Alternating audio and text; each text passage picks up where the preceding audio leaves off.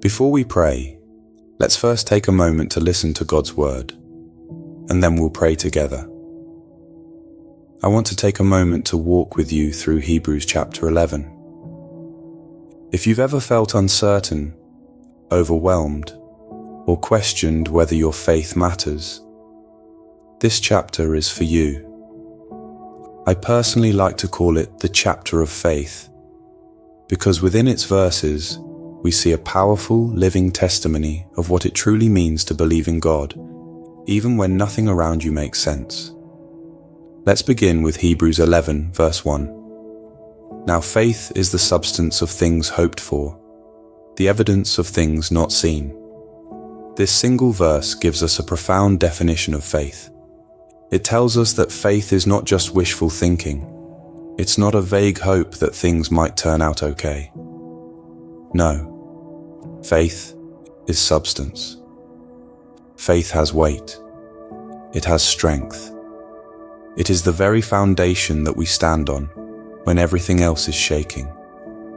Faith is the confidence we hold on to when the answer hasn't arrived, when the healing hasn't come, when the doors still look closed. Faith is the bold declaration: God is still good, and He's still working, even when I cannot see it with my eyes. Think about that. Faith is the evidence of what we can't yet see. It's as if we hold in our hearts a divine receipt for a promise that hasn't yet been delivered. But we know it's on the way, because the one who made the promise is trustworthy. Faith can be seen in the quiet moments of a believer's life, moments that may look ordinary to the world, but are extraordinary in the eyes of God. Faith looks like a woman who just received an eviction notice. Her future is uncertain.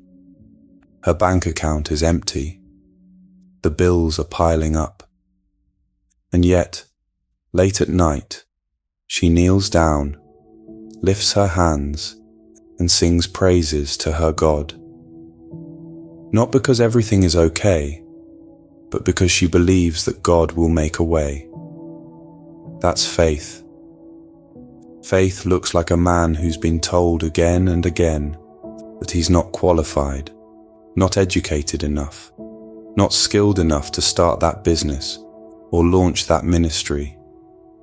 And yet, with trembling hands and a trusting heart, he moves forward because his belief in God's calling outweighs the voices of doubt.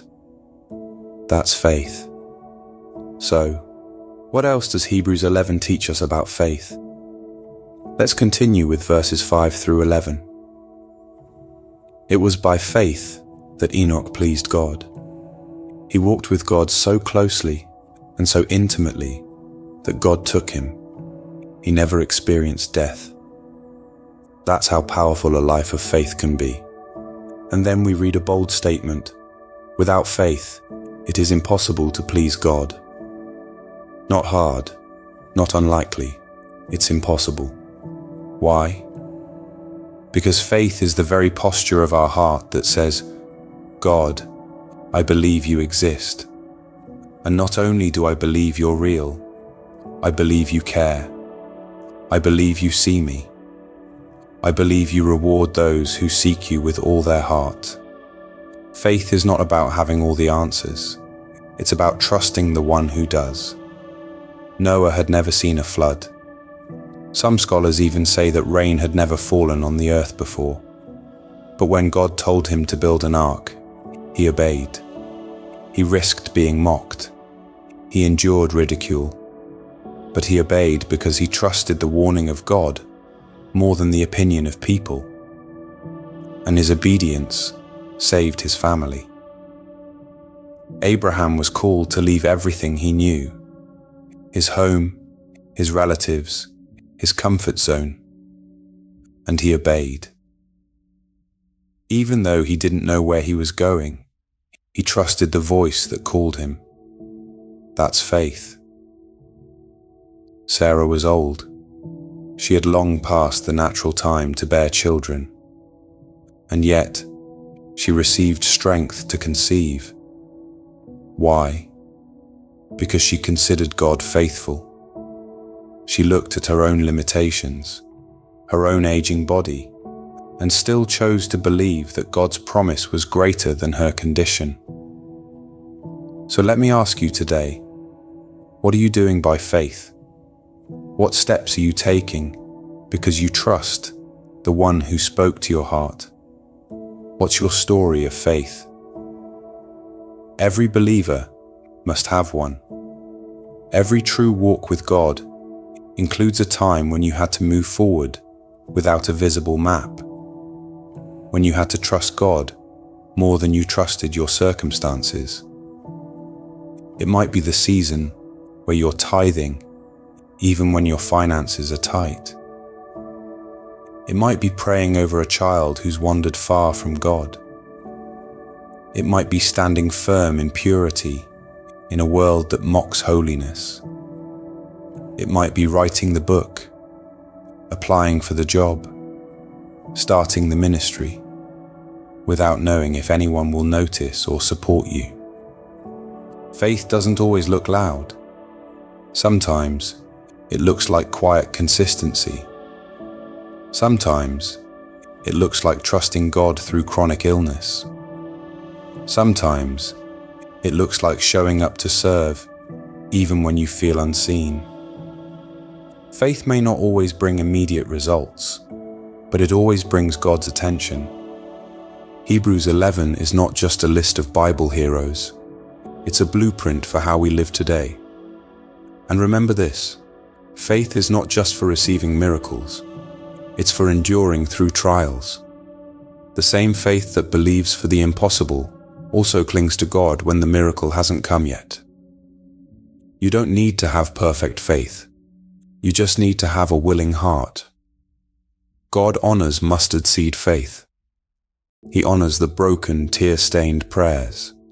He honors the believer who whispers, "I trust you," even with trembling lips. So today, may your faith rise. May your trust in God grow deeper. And may your story of faith inspire someone else to believe. Because without faith, it's impossible to please God.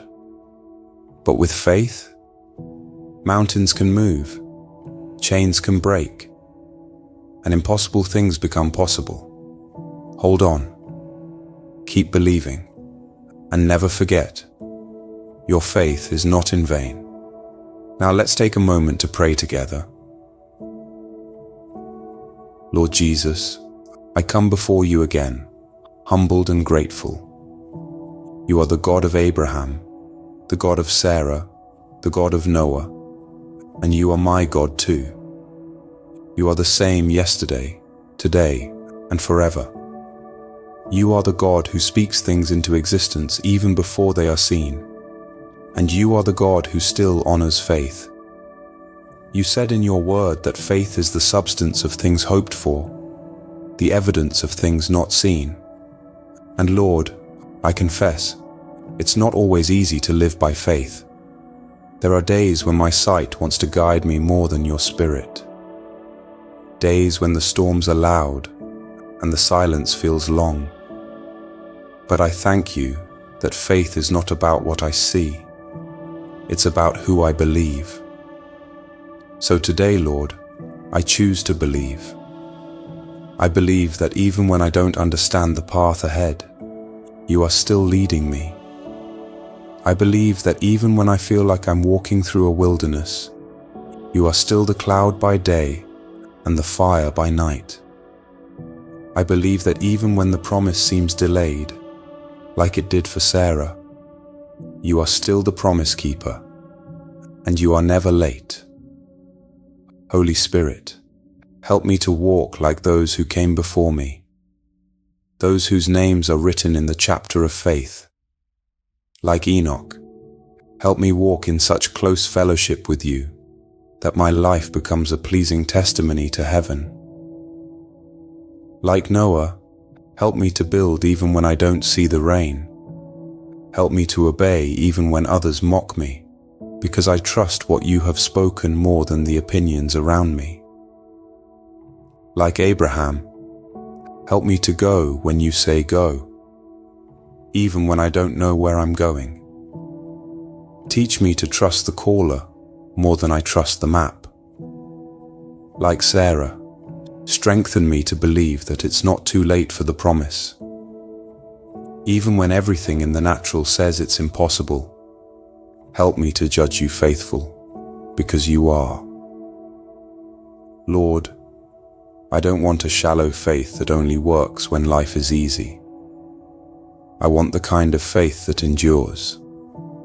I want the kind of faith that stands strong in the storm and kneels low in worship when life is quiet. Lord, increase my faith. Let it not be based on emotion or comfort, but on conviction and surrender. Let it not be rooted in what you do for me, but in who you are. And Lord, let my faith bear fruit. Let it produce obedience, not just excitement. Let it lead to action, not just inspiration. Let it birth love, humility, and courage. You said in Matthew 21 verses 21 to 22 that if I have faith and do not doubt, even mountains will move. So I speak to the mountains in my life, mountains of fear, mountains of insecurity, mountains of sickness, of financial lack, of spiritual dryness, and I say, be moved in the name of Jesus. Lord, I trust that you are working even when I don't see the outcome yet. I believe that even in my weakness, you are strong. Even when the world says it's over, you say, I am still writing your story. You are the God who speaks to dry bones and brings them to life. You are the one who parts seas with a word, who walks on water, who calms storms with a whisper. I trust that you can do the same in my life. God, let my faith become a place where you dwell. Let my heart be fertile ground for your word to grow. Let my days be filled with small, quiet acts of trust. Moments where I choose to believe, choose to praise, choose to obey, even when nothing changes right away. Let my home be a place of faith, a place where children learn to pray, where peace reigns, and where your promises are declared over every doorframe and every room. Lord Jesus, I know that storms will come. I know there will be trials, hardships, and moments of pain. But I also know that you are greater than the storm. You are the same God who said in Isaiah 41 verse 10, do not fear, for I am with you. Do not be dismayed, for I am your God. I will strengthen you. I will help you. I will uphold you with my righteous right hand. So I stand on that promise, Lord. I cling to it when the winds blow. I hold it close when the night is long. I trust that you are upholding me, even when I feel like I'm falling. I believe you are strengthening me, even when I feel tired. I believe you are still moving, even when I can't yet see it. And Father, I ask for courage. Courage to keep walking by faith when the path feels unclear. Courage to keep building, praying, loving, sowing, even when the harvest hasn't yet come. Give me endurance, Lord. Give me consistency. Make me someone who doesn't give up easily. Someone who is rooted like the tree in Jeremiah 17, whose roots go deep into the river of your spirit, whose leaves stay green in drought, who never stops bearing fruit even when the seasons are hard. Lord Jesus, I thank you that you never abandon the one who walks by faith. I thank you that you honor those who trust you. You said that without faith, it's impossible to please you, but that those who diligently seek you will be rewarded.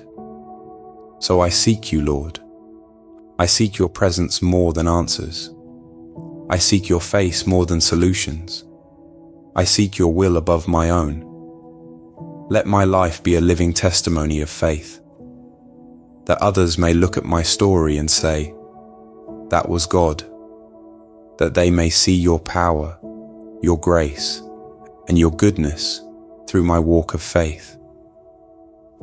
Thank you, Lord, for being so patient with me as I learn to walk by faith.